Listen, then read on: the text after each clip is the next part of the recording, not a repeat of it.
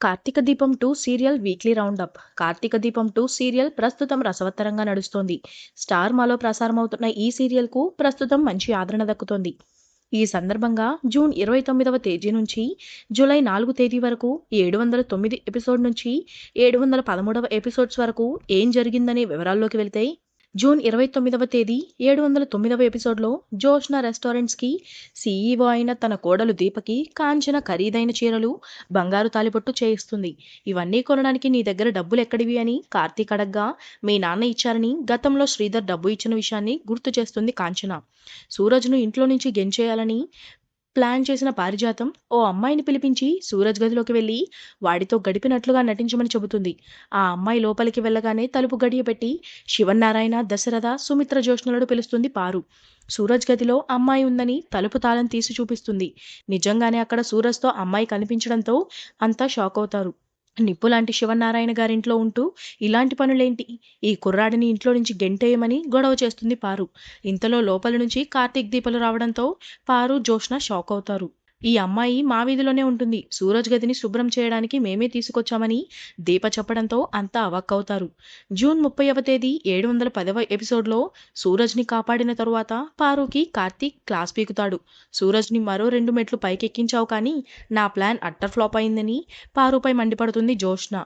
నీ ప్లాన్ని తాత ముందు బయట పెట్టకుండా సైలెంట్గా ఉన్నాడంటే బావ మనసులో ఇంకేదో ఆలోచన ఉందని అనుకుంటుంది జోష్న. దీప ఇచ్చిన స్వీట్స్ తిన్న సూరజ్ చాలా బాగున్నాయి వదినా అని అనడంతో కార్తీక్, దీపలు సంతోషిస్తారు. సూరజ్ మనతోనే ఉండేలా ఏదో ఒకటి చేయమని కార్తీక్ చెబుతుంది దీప.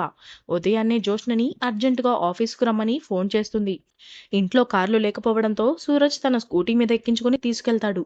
సీఈఓ చైర్లో దీపని కూర్చోబెట్టి ఆల్ ది బెస్ట్ చెబుతాడు శివనారాయణ.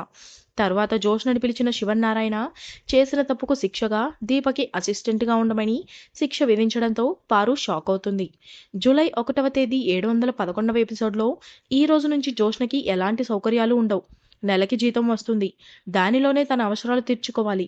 దీనికి ఒప్పుకోకపోతే ఆఫీస్లోనూ ఇంట్లోనూ స్థానం ఉండదని రూల్స్ మొత్తం చదివి వినిపిస్తాడు కార్తీక్. తాత విధించిన శిక్షను గుర్తు చేసుకుంటూ రగిలిపోతూ ఉంటుంది జోష్న. ఇంతలో సూరజ్ వచ్చి, నేను శివనారాయణ మనవరాలిని అన్నావు కదా, శివనారాయణ మనవరాలివి కాకపోతే ఎందుకు పనికిరావని అంటాడు. ఓ తప్పు నీ పొజిషన్ను మార్చేసింది, ఒక సంతకం నీ తలరాతని మార్చేసింది, నువ్వేదో ప్రత్యేకమైన దానివని ఫీల్ అయ్యావని సెటైర్లు వేస్తాడు. ఇంతలో కార్తీక్ వచ్చి జోష్నని తీసుకొని ఆమె కోసం ఏర్పాటు చేసిన టేబుల్ దగ్గర కూర్చోబెడతాడు. ఆ వెంటనే జోష్నని పిలుస్తూ దీప బెల్ కొట్టడంతో లోపలికి పిలుస్తుంది. ఆ తరువాత కార్తీక్ కూడా మరదలని ఆడుకుంటాడు. దీపా కార్తీక్లతో భోజనం చేస్తుండగా జోష్న స్పూన్ కింద పడిపోవడంతో కార్తీక్ స్పూన్తో తింటుండగా దీప సీరియస్ అవుతుంది. జూలై 2వ తేదీ 712వ ఎపిసోడ్లో కార్తీక్ స్పూన్తో ఫుడ్ తింటున్న జోష్నపై ఫైర్ అవుతుంది దీప. చిన్నప్పటి నుంచి ఎన్నోసార్లు బాబాయ్ ఎంగిలి తిన్నానని చెబుతుంది జోష్న.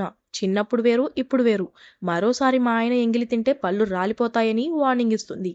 ఇదంతా వింటున్న సూరజ్ని గమనించిన కార్తీక్ కొన్ని పట్టించుకోకూడదని అంటాడు. ఆఫీస్ అయిపోగానే జోష్నను స్కూటీ మీద ఇంటికి తీసుకెళ్తూ క్లాస్ పీకుతాడు సూరజ్. భోజనం చేస్తూ నువ్వు చేసిన పని ఏం బాలేదు, కార్తీక్ గారు దీప భర్త, వాళ్ళిద్దరికీ జోలికి వెళ్ళొద్దని చెబుతాడు. నన్నడగడానికి నువ్వెవరు అని సూరజ్ చొక్కా పట్టుకొని జోష్న నిలదీస్తుంది. నేను నీ మొగుడిని అని సూరజ్ అనడంతో ఆమె షాక్ అవుతుంది. సూరజ్ చెప్పిన మాటలను ఆలోచిస్తూ రగిలిపోతున్న జోష్న దగ్గరికి వచ్చిన పారుకి అంతా చెబుతుంది. ఆ సూరజ్ గాడు చెప్పింది నిజం, ఆ కార్తీక్ గాడిని వదిలేసి కోటీశ్వరుని పెళ్లి చేసుకోమని సలహా ఇస్తుంది పారు. జూలై 3వ తేదీ 713వ ఎపిసోడ్లో స్కూటీపై ఆఫీస్కి వెళ్తుండగా నిన్న అడిగిన దాని గురించి ఏం ఆలోచించావని అడుగుతాడు సూరజ్.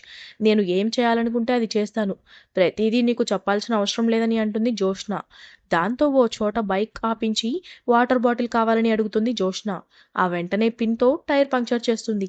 సూరజ్ వచ్చి చూసేసరికి బైక్ పంక్చర్ పడ్డంతో జోష్నని కూర్చోబెట్టి బైక్ నడుపుకుంటూ ఆఫీస్కి తీసుకొస్తాడు సూరజ్. నువ్వు పడిన కష్టానికి ఇదిగో 500 అని అతని చేతిలో పెడుతుంది. నీకు జరిగిన దానిని చెప్పుకుంటే నీ పరువే పోతుందని వెళ్తుండగా జోష్న లిప్స్టిక్ కింద పడుతుంది.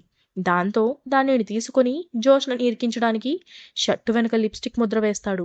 సూరజ్ షర్టు మీద లిప్స్టిక్ గుర్తు చూసిన కార్తీక్ జోష్నని ర్యాగింగ్ చేస్తాడు.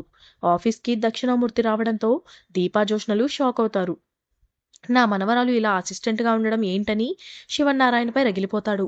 నీ హోటల్స్‌కి పోటీగా నా హోటల్స్ కూడా ఉంటాయని, ఇకపై నీతోనే వార్ మొదలు పెడతానని దక్షిణామూర్తి వార్నింగ్ ఇస్తాడు. జూలై 4వ తేదీ 714వ ఎపిసోడ్‌లో నా ఆఫీస్‌లో దక్షిణామూర్తి మనుషులు ఎవరు అని శివన్నారాయణ ఆలోచిస్తుండగా సూరజ్ అతనితో మాట్లాడుతూ కనిపించడంతో షాక్ అవుతాడు. నీకు దక్షిణామూర్తికి సంబంధమేంటి? అని పెద్దాయన అడగడంతో నాకు ఆయన ఎవరో తెలియదు. మీ కుటుంబం గురించిన విషయాలు అడుగుతున్నారని సూరజ్ చెప్పడంతో శివన్నారాయణ ఫైర్ అవుతాడు. ఇది చూసిన కార్తీక్ సూరజ్ను పక్కకు తీసుకెళ్లి మాట్లాడతాడు. శౌర్య స్కూల్ నుంచి బ్యాగ్ తీసుకొని ఆఫీస్కి రావడంతో సెటైర్లు వేస్తుంది. దీంతో శౌర్యకి చదువు చెప్పే బాధ్యతను జోష్నకి అప్పగిస్తాడు పెద్దాయన.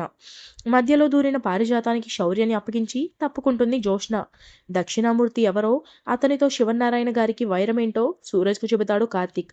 తరువాత ఏం జరిగిందో తెలియాలంటే నెక్స్ట్ ఎపిసోడ్ వరకు ఆగాల్సిందే.